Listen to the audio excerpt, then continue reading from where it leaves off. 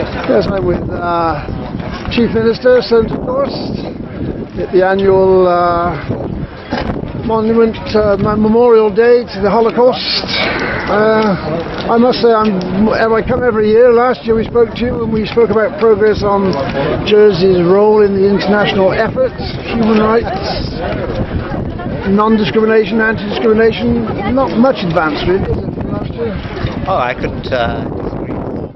I think when you spoke to me last year, you were perhaps a little disparaging that we hadn't brought forward discrimination legislation, and I said that I hoped that within the course of the next year we were going to work on it and we'd have legislation ready for debate in the States, and that's exactly the case that we find ourselves in as we stand here today. Perhaps some would like us to have legislation which was all-encompassing in the first instance, but it's always been the position that we would have a modular approach to legislation, and that first phase of that legislation, which is the biggest step, is down for States debate later this year. So what's proposed is very minimal, and it won't challenge government-led discrimination on housing, where these are untouchable laws that the states have got.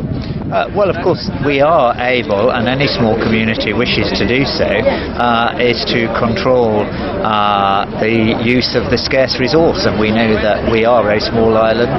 The way that we currently control use of scarce resources through jobs and through housing legislation. Of course, we are as well about to debate changes to those laws. Well, indeed, and those are even more worrying from my perspective. They're coming in as some pretty horrendous with the ID cards.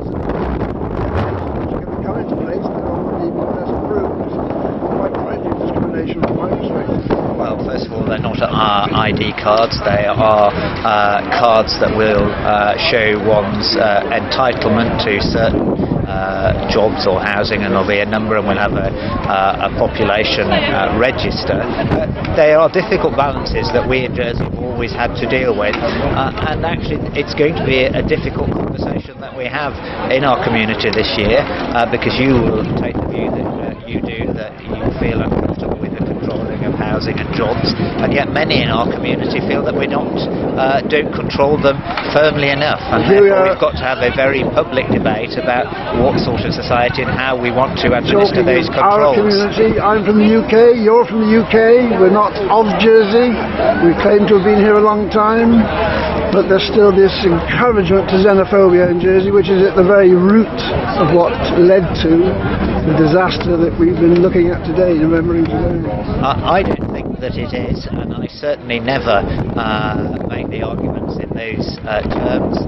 Those people who are here now in our community, we should welcome them. We should want them to be a part of our community, and we have a responsibility towards them, which is why our priorities in the strategic plan are ensuring there's jobs for all, and prioritising getting people into work and creating jobs for those people who are already here, and improving the housing stock. We're talking about transforming the way we deliver social housing, getting investment into that social housing, because we know that historically it's not really been at the level that's appropriate, but we're addressing all those issues. So I think we've got a lot that we can be proud of, but there's always... There are the more hidden issues, like the writing on the wall, literally the writing on the wall in the bay, St. Albans Bay, this last week, suggesting, whether we don't know the truth of it, that there are terrible things going on in society, there have been terrible things going on in society.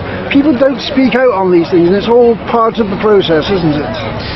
Of course, we don't know about those individual cases, but as I understand it, I didn't see the writing on the wall, but accusations were made about a particular individual that was suffering, and I think it was said at the time by those who did see the writing that it appeared that that individual needed help, and if there are issues to be addressed, we need to make sure that they are being addressed, because we have a responsibility to those people who are living in our community and are part of us. And the very message that Brian Keenan brought last night to our community, and again today, is that actually to a large extent we are our brother's keeper. We can't see something happening to someone else in our community, but to understand that actually it's happening to us as well. It's not unique to us, but child abuse cases keep coming out of the woodwork in Jersey. I mean, is there no end to it? Are we properly policing the situation? I mean, these are the sort of concerns, these are the sort of worries that people have. We absolutely are, and I think the fact that the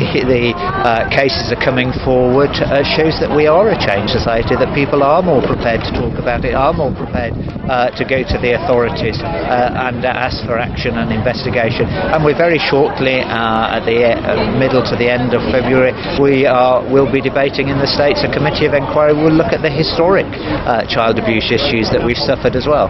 Final question, next year we should be here again. Will you have an undertaking now that we should have ratified by then the Convention on the Rights of the Child, Convention on Discrimination Against Women, Convention for the Protection of Disabled People?